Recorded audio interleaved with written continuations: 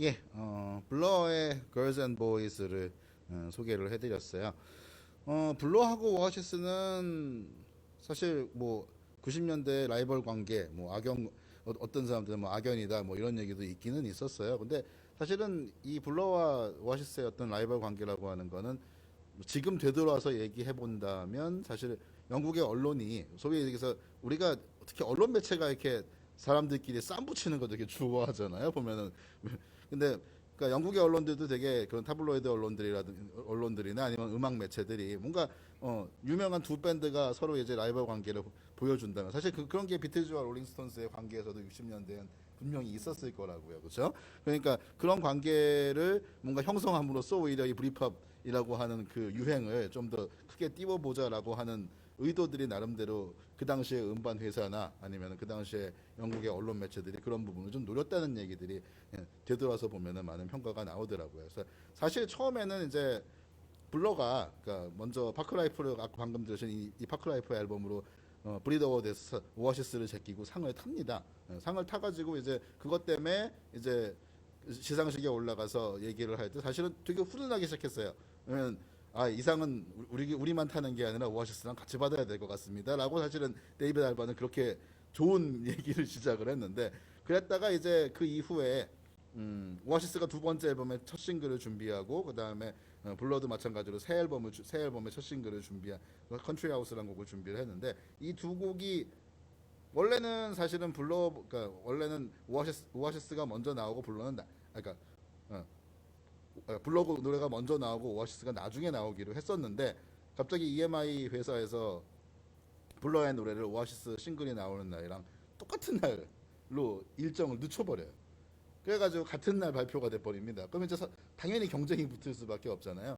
예, 그런 결과로 인해서 이제 블러가 물론 오아시스의 롤 위드스 제끼고 컨트리 하우스가 1등을 차지는 하는데 이러니까 이제 오아시스 팬들이랑 블러 팬들이랑 서로 이제 기분이 상하죠.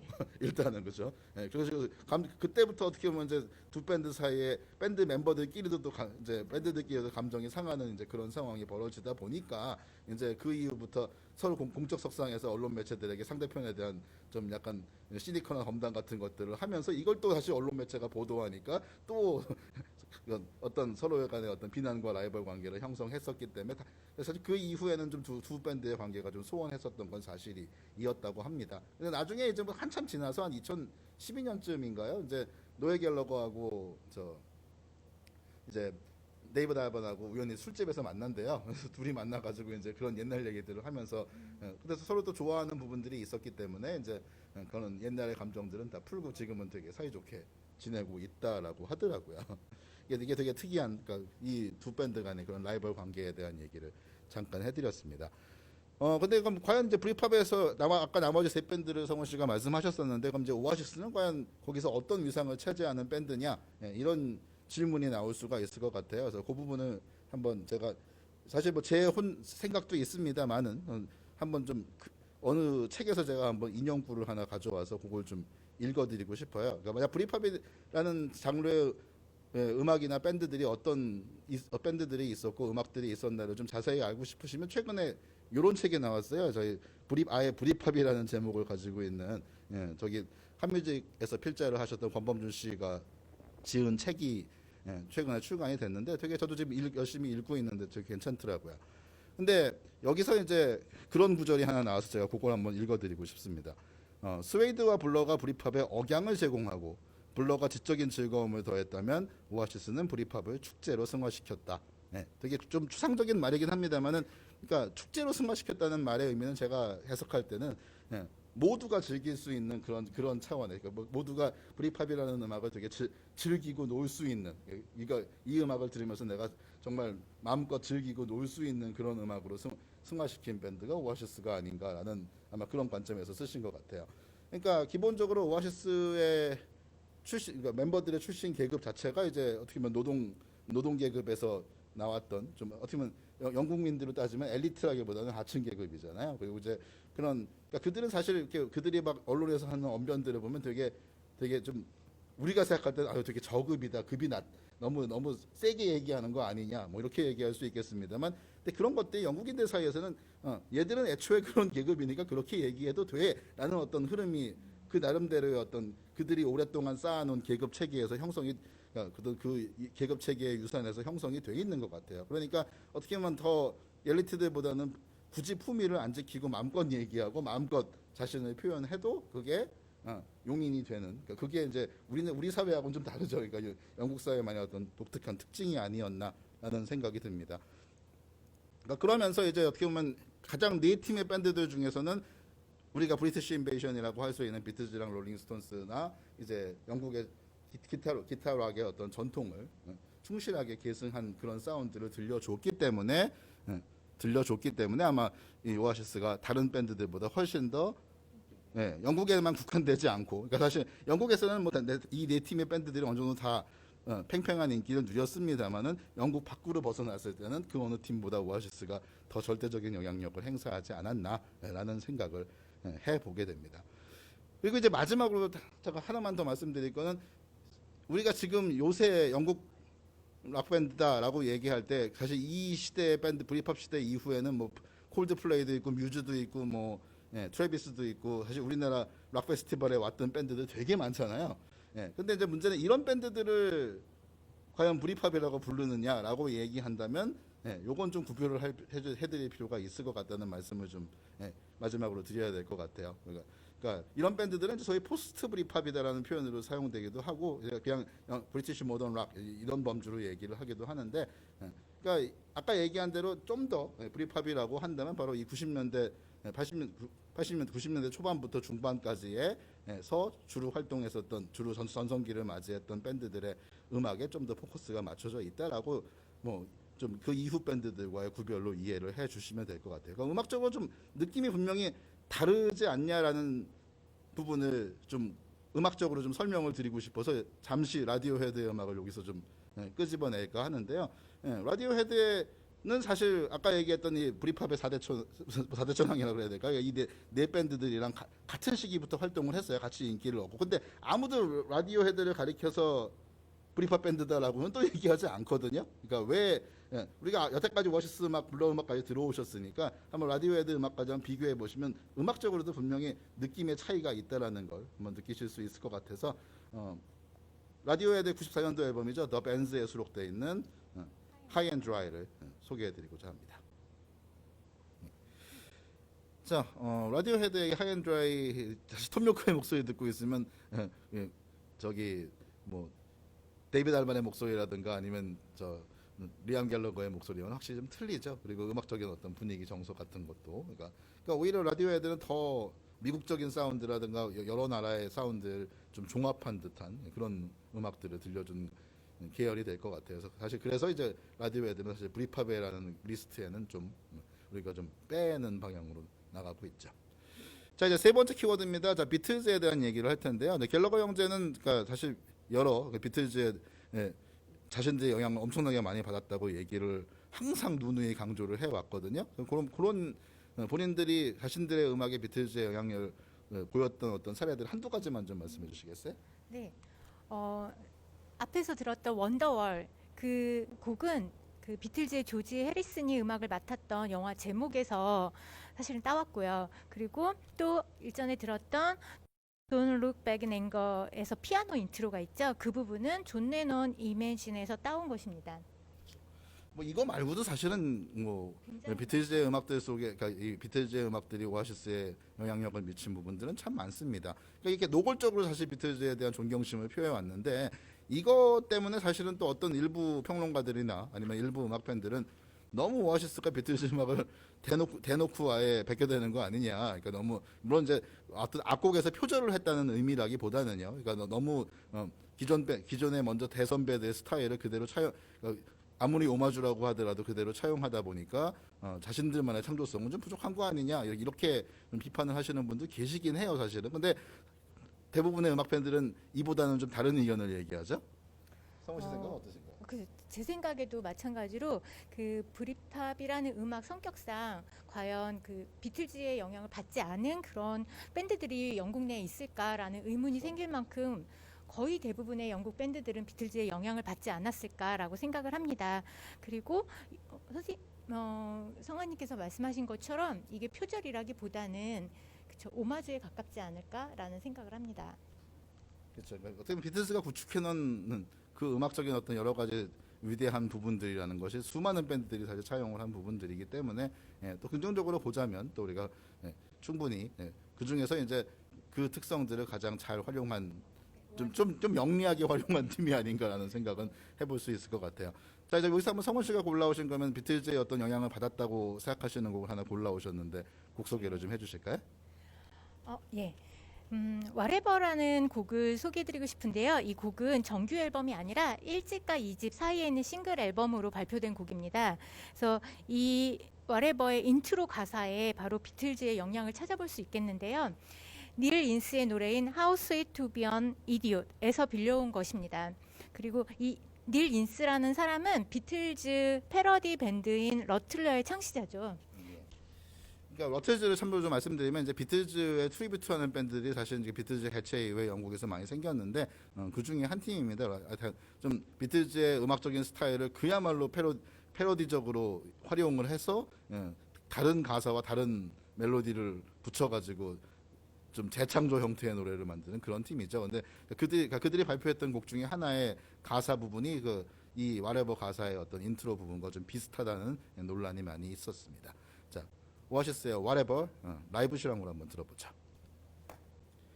예, 오아시스의 Whatever를 들어보셨습니다. 사실 이 곡은 그 당시에는 정말 이게 따로 그러니까 싱글로만 발표됐었기 때문에 사실 1, 2집은 라이센스가 금방금방 나왔는데 이 Whatever 싱글이 라이센스로 안 나와서 사람들이 수입 CD 구하느라 막 난리가 났던 그런 기억이 잠깐 떠오르네요. 자, 이제 네 번째 코드는 바로 이제 형제, 브라더스라는 제가 키워드를 한번 골라봤는데 당연히 오아시스라는 밴드가 존재할 수 있었던 것은 갤러거 형제가 있었기 때문이 아닐까. 물론 이제 갤러거 형제가 들어가기 전에도 이제 나머지 멤버들은 음악을 했었습니다만 아까 말씀드린 대로 그러나 오아시스라는 이름으로 재탄생을 한 이후부터는 갤러거 형제가 있었기 때문에 오아시스는 지금의 오아시스로 불릴 수 있지 않았나라는 게 이제 대부분의 음악 관계자들의 생각이에요. 근데 이제 결국 문제는 이 갤러거 형제가 자신들의 여기 투합을 해서 밴드를 리드한 것이 음악적인 스타덤을 만든 어떤 그 원동력이기도 했지만 결국 또 맨날 중에는 그룹이 해체되는 원인이 되기도 했잖아요. 일단 그 갤러거 형제들이 사실 우리가 볼 땐 참 되게 괴팍한 것 같은데 이들의 성장 배경이 어땠나를 좀 아무래도 좀 알 필요가 있을 것 같아요. 한번 그 말씀을 좀 해주실까요? 예, 이들의 성장 배경을 보면 그들의 그런 괴팍함이 어느 정도는 이해가 가는데요. 이 두 형제는 이제 아일랜드 계통인 부모님, 어머니 패기 갤러거와 아버지 토마스 갤러거 사이에서 둘째, 셋째로 태어납니다. 그런데 이 아버지 토마스 갤러거의 폭행이 굉장히 심했어요. 그래서 형 폴과 노엘 갤러거 같은 경우는 4년 동안이나 말더듬으로 언어 장애 치료를 받았을 정도라고 합니다. 그래서 이 폭행을 못 견디고 어머니가 세 아들을 데리고 도망을 가게 돼요. 근데 이 어머니 노력에도 불구하고 이 두 형제는 굉장히 문제아로 성장을 하거든요. 그래서 둘 다 15살 나이에 이제 퇴학을 당하기도 하고요. 근데 이 노엘 갤러거는 이제 13살 때 기타에 빠지면서 정말 기타에 몰입하는 이제 그런 경험을 하게 되고요. 그리고 리암 같은 경우도 10대 후반부터는 음악에 관심을 가지게 돼요. 그래서 91년도 아시다시피 더 레인이라는 그런 이름의 밴드 보컬 인생을 시작하게 되죠. 예. 그러니까 어떻게 보면 되게 불우한 환경에서 태어난, 이렇게 불우한 환경에서 자란 형제예요. 그러니까 어머니가 애들을 데리고선 도저히 이 어떻게 보면 좀 나쁜 아빠 옆에서 살 수가 없으니까 이제 그 아버지한테서 다 도망쳐서 애들 다 끌고선 딴 데로 이제 도망을 가서 이제 이 새로 정착을 해서 이제 맨체스터에서 산 거였거든요. 네. 그러다 보니까 이제 그런 환경 속에서 뭐 사실 학창 시절이 이 두 친구가 좋을 수는 없었던 것 같은데 그럼에도 이제 어떻게 보면 본인들의 그런 힘든 삶의 그러니까 힘든 성장 과정 속에서 어떤 음악이라는 것이 하나의 버팀목이 돼준 게 아닌가라는 생각이 들어요. 그래서 이렇게 좀 어쨌든 두 친구들은 서로 이제 어떻게 보면 마치 노엘 스스로도 이런 식의 표현을 한 적이 있어요. 그 우리가 슈퍼소닉이라는 그 다큐멘터리 영화를 보면 노엘이 리암에 대해서 이렇게 얘기합니다. 리암은 마치 개 같고요. 나는 고양이 같아요. 그러니까 개와 서로의 관계를 캣 앤 덕스, 고양이 개와 고양이 관계라고 그렇게 표현을 하는데, 사실 고양이는 좀 독립적인 동물이고 세상에 관심이 없고, 반면에 이제 개는 그 반대로 이제 누구 제발 좀 놀아달라, 항상 뭔가 상대를 되게 갈구하고 찾는 존재죠. 그러다 보니까 이제 서로가 너무나 서로가 다르다는 것에 대해서 분명히 인식을 하고 있었던 것 같아요.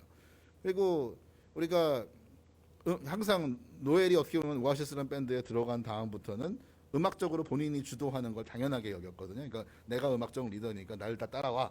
사실 나머지 멤버들이 그걸 잘 따라줬기 때문에 제가 볼 때는 오아시스가 그만큼 나머지 멤버들도 충분히 같이 밴드를 유지했다고 생각하는데, 문제는 이제 리안 같은 경우는 이제 같이 활동하다 보면 분명히 나는 분명히 리드 보컬 나한테 포커스가 와야 되는데 자꾸 어떤 경우에는 노엘이 더 포커스를 받는 경우가 나오니까 그거에 대해서 되게 어떻게 보면 좀 화가 났다 그럴까요? 본인이 이제 작곡까지 다 하고 이제 리드까지 아마 했었다고 하면 좀 얘기가 달라졌을지 모르는데, 이제 그런 본인의 한계를 느끼니까 또 노엘한테 질투심을 느끼고 이런 부분이 있지 않았는가 하는 생각이 듭니다.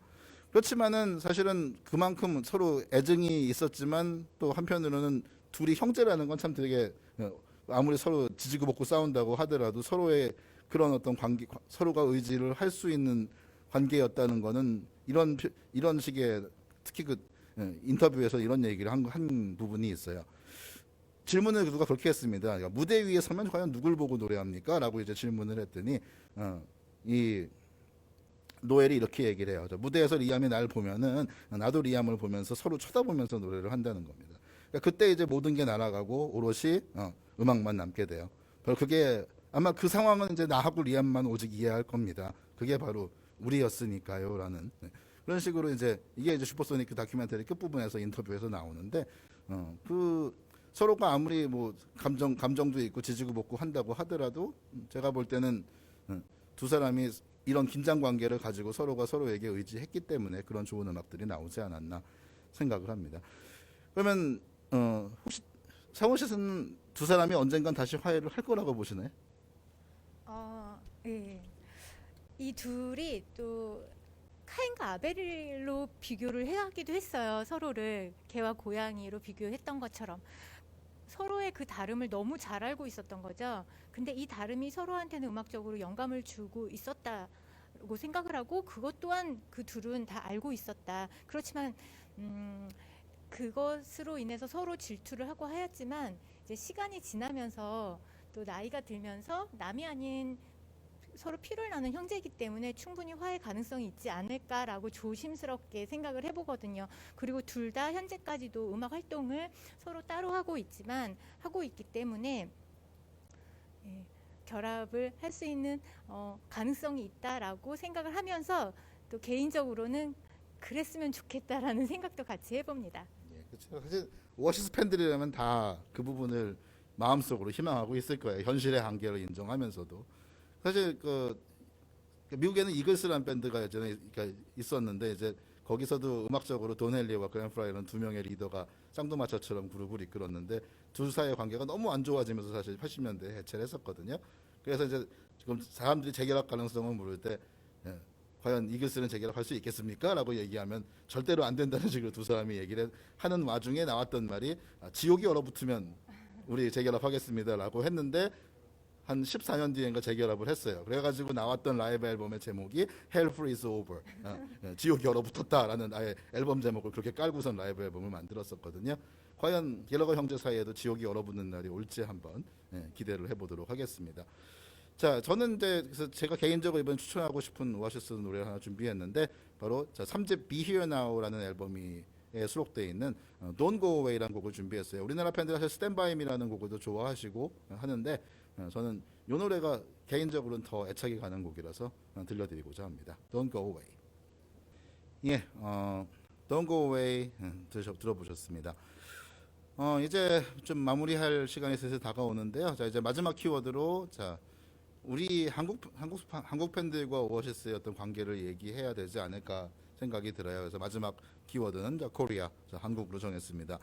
자, 오아시스가 총 한국에 3번 내한을 했었어요. 그러니까 3번 내한 공연을 했었는데 처음 왔던 게 2006년이에요. 그러니까 꽤 늦게 온 거죠. 사실은 뭐 예, 오아시스가 뭐 바로 옆에 있는 일본만 해도 막 데뷔 앨범 낼 때부터도 방문을 하고 수없이 방문을 했었는데 우리나라에 온 게 참 너무 늦었어요. 솔직히 얘기하자면. 물론 이제 우리나라에 그 이전에도 무슨 뭐 이렇게 대형 락 페스티벌 같은 게 존재하는 과정이 좀 오래 걸리기도 했습니다만. 자, 그래서 2006년에 처음 내한했을 때는 어떤 모습이었는지 좀 한번 설명을 좀 해주실까요? 솔직히 한국 팬들은 10년 넘게 오아시스를 기다리고 있었는데요. 첫 내한 공연 때 3주 만에 5,500석의 표가 완전히 매진이 되었고요. 그래서 기획사 측에서 특별히 100석을 더 마련을 했다고 합니다. 그리고 다른 나라에서는 찾아볼 수 없는 그 중년 아저씨들의 부대인 넥타이 부대가 굉장히 인상적이었던 공연이었고요. 이 공연이 끝나고 나서 노엘은 내가 해왔던 공연 중 거의 최고 수준이다라고 극찬을 했었고요. 그 리암도 싱가포르에서 가진 인터뷰에서 관객이 미친 듯이 광분한 최고의 공연 중 하나였다 이렇게 평하였다고 합니다. 그래서 오아시스에게 거의 인식 밖에 있었던 우리나라가 이 공연으로 인해서 어떤 존재감을 드러내지 않았나. 그래서 그 이후에 2009년도에 있었던 2번의 내한 공연을 갖게 되는 계기가 되지 않았나 그렇게 생각을 합니다.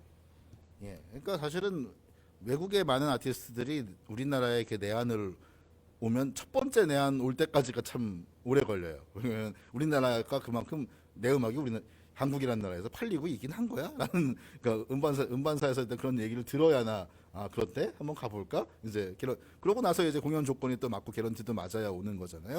근데 그렇게 해서 한 번 와서 한국 팬들의 열광하는 모습을 보고 나면, 그 다음에는 대부분 2번째, 3번째 오는 거에는 그렇게 거부감 없이 열심히들 잘 오시는 것 같아요. 그죠?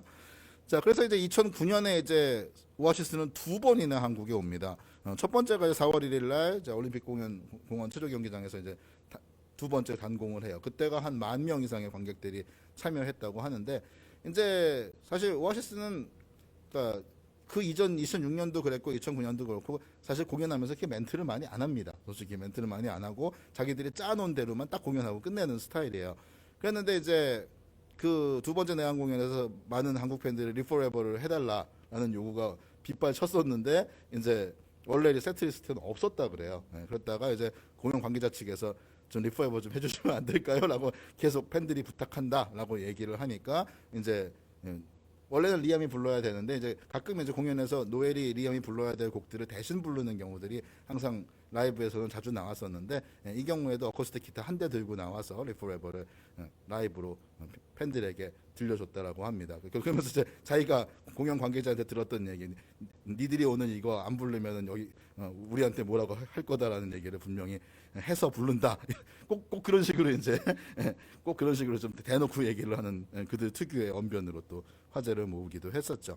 그러고 나서 이제 사실 공연 끝나고 7월에 봐 이런 얘기를 잠시 힌트처럼 남겼는데 그것이 이제 같은 해에 열렸던 지산별리 락 페스티벌 첫 번째 행사에서 이들이 다시 헤드라이너로 와서 멋진 공연을 펼친 모습을 볼 수 있었어요.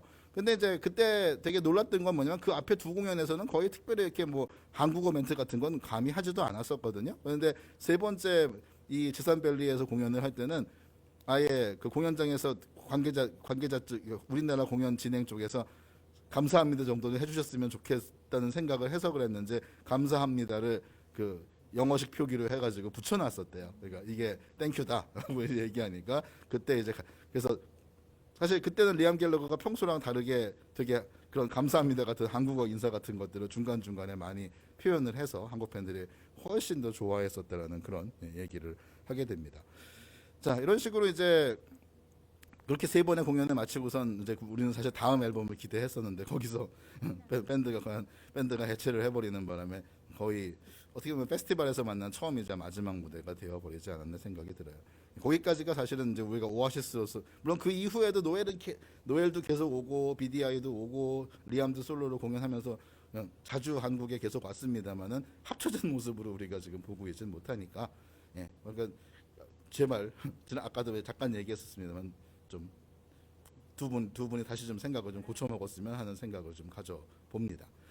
자, 이제 이렇게 이제 우리가 2시간 동안 오아시스에 대한 얘기를 갖다 이제 좀 정리를 해봤는데 사실 원래 방송에 좀 틀고 싶었던 곡들이 여기 있어요. 아까 저쪽에서는 뭐 Stop Crying Out 같은 곡도 말씀하신 분도 있었고 리퀘스트 하신 분도 있었고 저도 당연히 이런 분위기에서는 Live Forever도 한번 들어야 되는데 사실 준비한 곡들이 여러 개 있었습니다만 시간 관계상 틀어드리지 못하는 점을 양해를 부탁드리겠습니다. 사실 끝으로 이제 마지막으로 사실 오아시스를 얘기하면서 이제 하고 싶은 거는 정말 우여곡절이 있었습니다만 노엘이 했던 말을 한번 제가 되새기면서 마무리 짓고 싶어요. 영어로 그렇습니다. When it's all said and done, what will remain is the song. 자, 누가 뭐라고 하든지 간에 남들이 뭐라고 하든지 간에 언제나 남는 건 노래다.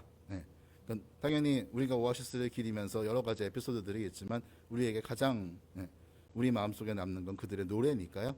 이 시간이 여러분들에게 오아시스의 노래들을 추억할 수 있는 그런 시간이 됐으면 좋겠습니다. 성원 씨 한 말씀 마무리 좀 부탁드릴게요. 예, 저는 마지막 곡으로 The Importance of Being Idle을 추천해 드리는데요. 이 곡은 개인적으로 제가 가장 오아시스 곡 중에서 좋아하는 곡이고 6집에 이제 실렸던 곡입니다. 그래서 이 곡 들으면서 마무리하도록 하겠습니다. 감사합니다. 되게 성원 씨도 이런 자리가 되게 처음이라서 좀 떨리셨을 텐데 정말 잘 진행해 주셔서 감사하고요. 자, 우리 소셜 살롱 음악 감상회 심지어 음악 감상실 2020 자, 오늘 첫 번째 시간으로 자, 오아시스 편을 준비를 해드렸어요. 자, 다음 달 9월에는 이제 퀸 편이 두 번째로 준비가 되는데요. 그때도 많은 기대를 부탁드려요. 제발 좀 그때는 여기에 이렇게 우리가 온라인으로만 생방으로만 진행하지 않고 같이 함께 해주시는 분들이 많았으면 좋겠다는 바람을 마지막으로 말씀드리면서 이 시간 마무리하도록 하겠습니다. 자, 함께 해주셔서 감사하고요. 저희는 다음번에 또 인사드리도록 하겠습니다. 감사합니다.